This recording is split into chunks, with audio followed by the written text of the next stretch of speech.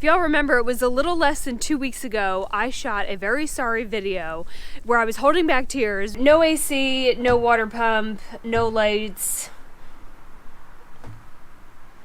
Yeah, that's where we are. Nearly crying, threatening to set kittens on fire inside of my van. I'm not doing any more wiring, like, I've had enough. No more wiring. Because I had lost, a month of time and hundreds of dollars on the first electrician who handed me back a Babe bus that was not nearly completed. It had practically nothing that I had asked him to do, and it was wired so unsecurely and unsafe that if I had actually used the damn thing, I probably would have been electrocuted pretty quick. Still, that's extremely dangerous having a open ground on an electrical system. So let's fast forward. We are now less than 2 weeks later after I met Michael at Blue Water Marine and RV. We have been at his shop here out in Castle Hayne in North Carolina. Every day in the freezing cold, we've been putting this baby together. He has done an amazing job. I am so excited for you all to see the Babe bus. She's fully wired now. Michael's here, and I know you all have lots of questions about why we did what we did and what you can do for your van. So do you want to see her? Because she's coming home today.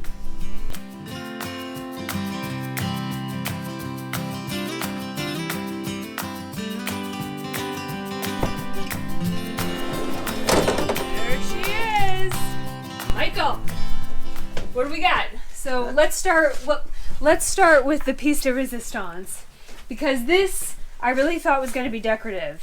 A decorative piece. It is now your center light. Fully functional. Fully functional. And is this a certain kind of LED? Is this a... It's a warm white LED puck light. A puck light. And it's 12 volt powered, so it's coming off of the 12 volt house batteries that we've installed for your electrical system too. So I wanted a light that could be rotated.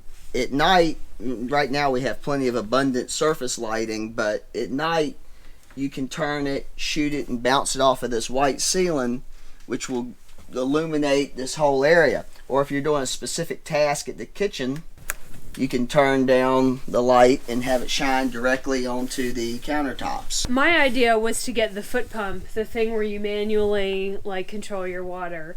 And Michael was like, no, you're really gonna want the motorized, right? And what I didn't realize is that we could run that to the batteries. So I thought I was gonna have to hook that thing up to shore power every single time, which I don't know how much of that I'll have. So when put in the correct hands, we now have a working sink, and let's show this baby off. And we have running water. Oh.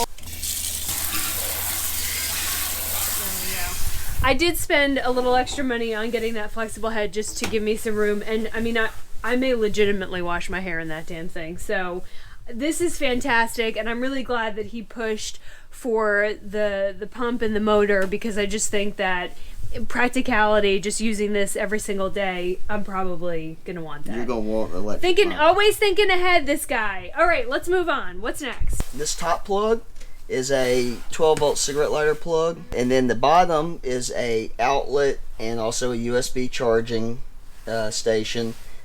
This outlet here only runs on your inverter, so if you're somewhere where you don't have shore power and you need to charge something that's 110 volt, you can turn the inverter on that's in the back of the bus, and it will convert your battery power to 110 power. I had asked on my wish list that there be a plug for 12 volt and that also ran off the inverter, because I have the fold down desk, which I've shown you all. So now when I am working at my desk, when I'm editing photos, when I'm editing videos, I now have a battery system that I can plug into right over here. And the 12 volt, I can plug the truck fridge, the refrigerator. So everything is right where I need it to be. Let's go see the back. I've put you in a push to turn on reading lamp.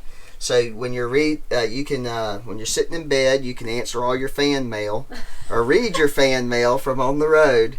You can be sitting here and comfortable in your bed with your slippers on and not even have to get up and sit by the window. Michael has really unrealistic expectations of how my life actually is. However, that is badass and really good, again, forward thinking about what I would want when I'm actually living in this. the day-to-day use, something like that, is just because that way I could shut everything else down and just go through all that hate mail and weird comment right from the comfort of the platform bed. All right, let's check out the back. Alrighty, so we left the original power panel that you had in here. It was there was nothing really wrong with it. It needed to be rewired. We found some wiring inside that was not correct, and we've added. She had 3 circuits, I believe, when she brought it to me. Now she has 6 circuits. So she has a main breaker, which was not in here before. So that main breaker, you throw that off, it cuts all 120 power off from the plug to the breaker panel. Outlet 1 does, I believe it's these outlets, and the outlets above the sink. Outlet 2 does the outlets that are in the up by her desk. There's also a independent breaker for her battery charger and an independent circuit for her AC unit. We're going to turn the heat on. Yeah. Heat is now on. On Michael's behalf, I want to say real quick, the ceiling tiles, anybody else would have been like, oh, this is a pain in the ass, I'm not doing this, like, these aren't supposed to be in here. And when I was ready to give up on the ceiling tiles, Michael just kept saying, like, well, let's try this, let's try that. He would not give up on the ceiling tiles, and that's how you know that you've got a badass working on your project. The heat works, the AC works, I have lights, I have a sink. Get out. Or we've got one more thing to do. We now have, hey look, we have light. All right, let's talk about these batteries. Rock and roll. All right, this is your 12 volt system back here. So these two are 100 amp AGM RV deep cycle batteries. There's 2 of them. They're in parallel, so we're using 12 volt system here. There's a dual bank charger, Marinco charger. One bank charges these 2 batteries. The other bank will charge her coach battery. So if she gets out somewhere and finds out that she has a dead battery, she can always plug her generator in or to shore power, and she can charge all the batteries that are on the bus. It would have been easier, I think, to just throw them on this side, because that's where we could have run it straight. We could have run the batteries straight to the alternator. Everything is on this side. However, I'm trying to be really conscious of balancing weight in the van, and anywhere you put your kitchen is where I think primarily all your weight is going to be. So I asked Michael to please put them on the opposite side of the van, which meant running a little bit extra cable. But this way, I mean, these are heavy. These are, I mean, you saw the pathetic attempt at me lifting at it. Don't laugh. Oh, shit. I wanted that weight on this side of the van in an effort to try to balance things out, because God knows my weight is not going to balance anything out in here. Don't make a joke. Okay, let's move on. One thing that was brought up in some of the YouTube videos was, because they're a sealed battery, why did I spend the extra money and expense of putting them in battery boxes? Well, that's a great question. On every installation I do, I put a battery in a battery box for several different reasons. First of which is being that, let's say for some reason that battery does crack, something happens or whatnot, it's contained in this box. So it's not going to go everywhere. Even though it's not designed to leak, stranger things happen. I've seen AGMs leak out around the battery post. So another thing with it being in a battery box is, she has a problem on the road and she needs a new battery and she can't get an AGM wherever she is. She can put a non-sealed battery in here and be kept safe as well. Good to go. Good to go. And then the third most important reason is, you never know what you're going to be throwing back here. This is the closet. She could throw a tripod up here. If she laid a tripod on top of these batteries with no battery box, yes, you have the little rubber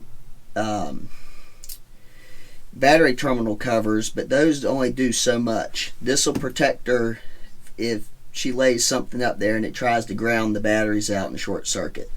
Michael knows me enough to know that I can be slightly reckless, and so he's assuming that I'm just going to be throwing all kinds of shit back here, and so he's looking out for my well-being, because I probably will. Also, let's quick acknowledge what we don't see in the van anymore. What we don't see is that hideous conduit that was all up on this wall. It was so ugly. So the bummer is that I have all this clunky conduit sticking out. And the first electrician put it up there because he said that that's where it had to go, that he couldn't possibly run it under the tin tiles. Well, as it turns out, the second electrician, the badass electrician, he fixed that problem.